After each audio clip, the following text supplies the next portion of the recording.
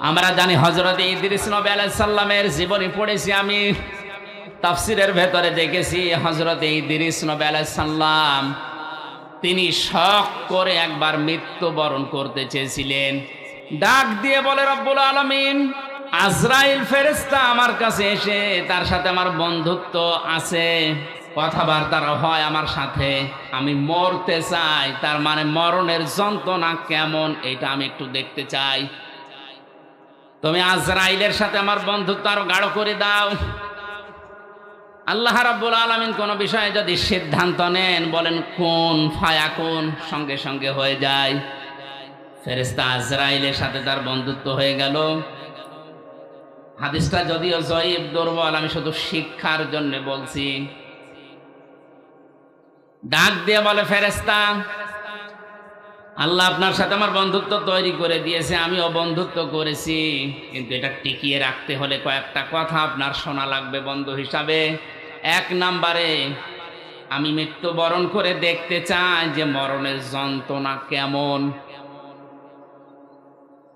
ফেরেশতা বলে রব্বুল আলামিন, কার কাছে পাঠিয়েছো বন্ধুত্ব করার জন্য? তো পুরা ভেজাল, মরে দেখতে চায় কেমন লাগে। আল্লাহ পাক অর্ডার দিলেন, তিনি বললেন হ্যাঁ আমাকে মারবেন, কিন্তু মরণের পরে আবার আমার রূহ ফিরিয়ে দেবেন, আমাকে আবার জীবন দিয়ে দেবেন। তাফসীরে এসেছে তিনি যে শখ করে মৃত্যুবরণ করেছিলেন, কেমন যন্ত্রণা পেয়েছিলেন জানেন? একটা জিন্দা ছাগলকে চামড়া ছিলে লবণ লাগিয়ে দিলে যেমন কষ্ট হয়, ওইরকম কষ্ট পেয়েছিলেন। পৃথিবীর সর্বশ্রেষ্ঠ মানুষ যিনি, আল্লাহর পরে যার স্থান, আমাদের নবী মুহাম্মদুর রাসূলুল্লাহ সাল্লাল্লাহু আলাইহি ওয়াসাল্লাম, তিনি ওই মরণের যন্ত্রণা থেকে রেহাই পাননি। বারবার তার শরীর শুকিয়ে যাচ্ছিল, ঘেমে যাচ্ছিল, ঘামগুলো মুছিয়ে দেয় হযরতে ফাতেমা, হযরতে আয়েশা, আবার ঘেমে যান। মরণের যন্ত্রণা যখন শুরু হয়ে গেছে, হযরতে আজরাইল তার দরজায় এসে কড়া নাড়া দিয়েছে। ফাতেমাতুজ জোহরা দরজায় যাওয়ার পরে দেখলেন বিশাল আকৃতির একজন দাঁড়িয়ে আছে। ভয়ে দৌড় দিয়ে বাবার কাছে আসলেন, ডাক দিয়ে বলে, বাবা, এমন একটা মানুষকে দেখলাম জীবনে এর আগে আমি দেখি নাই। এর মাথা আকাশের দিকে, পা জমিনের সাথে, এত উঁচা, এত লম্বা। নবীজি চোখের পানি গড়িয়ে পড়লো, ডাক দিয়ে বলে, মা ফাতেমা, এটা দুনিয়ার কেউ না, এটা তোমাকে এসেছে এতিম বানাতে, এটা ফেরেশতা আজরাইল, আসতে দাও। সালাম দেওয়ার পরে ভেতরে প্রবেশ করলেন, ডাক দিয়ে বলে, ইয়া রাসূলুল্লাহ, আল্লাহ পাক আমাকে পাঠিয়েছেন দুইটা খবর পাঠানোর জন্য। আপনি যদি যেতে চান আমি নিয়ে যাব, যদি না যেতে চান আপনি থাকতে পারবেন। নবীজি বললেন, আজরাইল, আমি যদি থাকতে চাই কতদিন থাকতে পারবো? ফেরেশতা বলে, হ্যাঁ আপনি যতদিন ইচ্ছা ততদিন থাকতে পারবেন।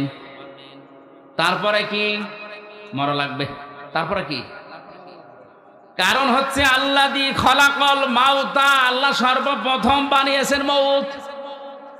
আপনি আল্লাহর প্রিয়, আল্লাহর বন্ধু, আল্লাহর দোস্ত, আল্লাহর হাবিব, সব ঠিক আছে, আপনি যতদিন থাকতে ইচ্ছা করেন ততদিন থাকতেও পারবেন, কিন্তু ফাইনাল কথা, মরা লাগবে। নবীজি বললেন, আজরাইল, মরায় যদি লাগে তাহলে নশ্বর দুনিয়ায় থেকে আমার আর লাভ নেই। মহান আল্লাহ যদি আমার অপেক্ষায় অপেক্ষমান থাকে তাহলে আমাকে নিয়ে চলো। আজরাইল বলেন, আমি শুধু হাতটা তার বুকের উপরে রাখলাম। বিশ্বনবী ডাক দিয়েই বললেন, আজরাইল, তাড়াতাড়ি তোমার হাত আমার বুকের ওপর থেকে সরাও, মনে হচ্ছে উহুদ পাহাড় আমার বুকের ওপরে রেখে দিয়েছো। বলেন, যে লোকটা শুধু মনের ভেতরে কামনা বাসনা আসলেই কবুল হয়ে যায়, আকাশের তারকা দেখে, চাঁদ দেখে হাত আঙ্গুল দিয়ে ইশারা দিলে দুই টুকরা হয়ে যেত। পা জমিন থেকে তুললে ওটা সঙ্গে সঙ্গে আরশে চলে যেত। এত বড় পাওয়ার ছিল, সম্মান ছিল যার। এই লোকটার মরণের যন্ত্রণা যদি আজরাইলের হাত রাখার পরে এমন তীব্র হয়, আমাদের কিছুই হবে না।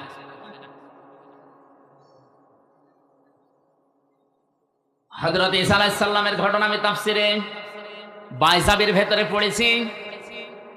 হযরতে ঈসা নবীর জামানার সমসাময়িক মানুষেরা খুব ভালো করে খেয়াল করেন, মরণ মাউতা শব্দ আল্লাহ দিলেন প্রথমেই কেন, আর মরণের যন্ত্রণাটা কেমন, কতদিন থাকে এটা। হযরতে ঈসা নবীর উম্মতেরা ডাক দিয়ে বলেন, আল্লাহর নবী আপনি বিভিন্ন মুআজিজা দেখিয়েছেন, আজকে একটা নতুন মুআজিজা আপনাকে দেখানো লাগবে। এটা একটা পুরাতন কবরস্থান, এখান থেকে যদি আপনি একটা লাশ উত্তোলন করে জীবিত করে তার মুখ থেকে সাক্ষী নিতে পারেন যে লা ইলাহা ইল্লাল্লাহ ঈসা রুহুল্লাহ, তাহলে আপনার উপর আমরা সবাই ঈমান আনবো। নবীরা বিপদে পড়লে সঙ্গে সঙ্গে সেজদায় পড়ে যেতেন। হযরত ঈসা সেজদায় পড়ে ডাক দিয়ে বলে, রব্বুল আলামিন, এরা আমাকে একটা চ্যালেঞ্জ ছুড়ে দিয়েছে, এই চ্যালেঞ্জের মোকাবেলা করা আমার দ্বারা সম্ভব না, যদিও আমি নবী।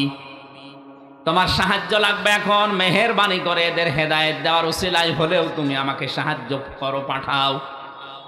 আল্লাহ রাব্বুল আলামিন তাকে ওহী দিলেন, কবরের দিকে আঙ্গুল দিয়ে তিনি বললেন, কুম বিইজনিল্লাহ, হে কবরবাসী, আল্লাহর হুকুমে তুমি জিন্দা হয়ে যাও। সঙ্গে সঙ্গে কবর থেকে একটা মরা মানুষ জিন্দা হয়ে হযরত ঈসা নবীকে সালাম দিয়েছে।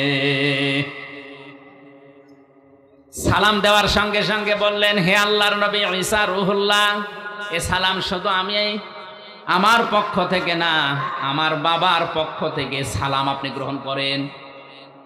হযরত ঈসা আশ্চর্য হয়ে বললেন, আল্লাহর বান্দা, কে তুমি, তোমার পরিচয় কি, আর তোমার বাবাই বাপকে? কবরবাসী ডাক দিয়ে বলেছেন, আল্লাহর নবী ঈসা, আমি আজকের সন্তান না, আজকে থেকে ৪৫০০ বছর আগে আমি দুনিয়া থেকে বিদায় নিয়েছি। আমার বাবার নাম হযরতে নূহ আলাইহিস সালাম, আর আমার নাম শাম। আমার বাবা ইন্তেকালের আগে আমাকে জানিয়েছিল মরণের পরে তোমাকে ১০০০ বছর পরে আবার একবার জিন্দা হওয়া লাগবে জামানার নবী হযরতে ঈসার মুজিজার কারণে। এটা আল্লাহ আমাকে জানিয়েছে, এটা তোমাকে আমি ওসিয়ত করলাম। তুমি যেহেতু আবার জিন্দা হবে,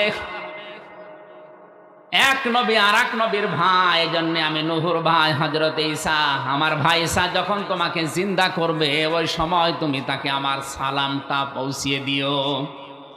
হযরত ঈসা রুহুল্লাহ আশ্চর্য হয়ে বললেন, শাম, তুমি ৪৫০০ বছর কবরে আছো, কিছু আশ্চর্য কথা আমার একটু শোনাও। শাম বলে, ঈসা রুহুল্লাহ, হে আমার চাচা যান, কারণ এক নবী আর এক নবীর ভাই, এই হিসাবে আপনি আমার বাবার ভাই, আপনি আমার চাচা। আপনাকে আমি দুটা সত্য কথা আমার জীবন থেকে শোনাচ্ছি। তাফসিরে বাইজাবি মুফাসসির লিখেছেন, ১ নম্বরে তিনি বলেছিলেন, আল্লাহর নবী ঈসা আমার চাচা। মরণের সময় হযরতে আজরাইল যখন আমাকে তাড়া করছিল, আমার রূহটাকে যখন চাপতে চাপতে শেষ পর্যন্ত আঙ্গুলের মাথা দিয়ে বের করছিল, আমি এমন কষ্ট পেয়েছিলাম ওই সময়, যে যন্ত্রণা আমি অনুভব করেছিলাম, যে তীব্র যন্ত্রণা। ৪৫০০ বছর এই কবরে পড়ে আছি, এখন ওই যন্ত্রণা আমার শরীর থেকে যায়নি, এখনো ব্যথা করে। দ্বিতীয় নম্বরে, কবে কিয়ামত হবে আমিও জানি না।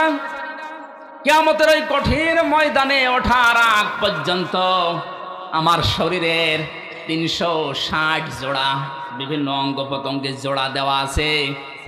এই জোড়াগুলো আমার এখনো পর্যন্ত এই ৪৫০০ বছরের ভেতরে মনে হয় এখন কে যেন আমাকে পিটিয়েছে। মুফাসসির লিখেছেন শেষের দিকে, হযরতে শাম তিনি একজন নবী ছিলেন, যদি নবী নাও থাকেন তিনি একজন নবীর সন্তান। বাংলার মুসলমানেরা বলেন বিবেক দিয়ে, একজন মুসলমান নবীর সন্তান, তিনি একজন নবী, এরকম কথাও আছে।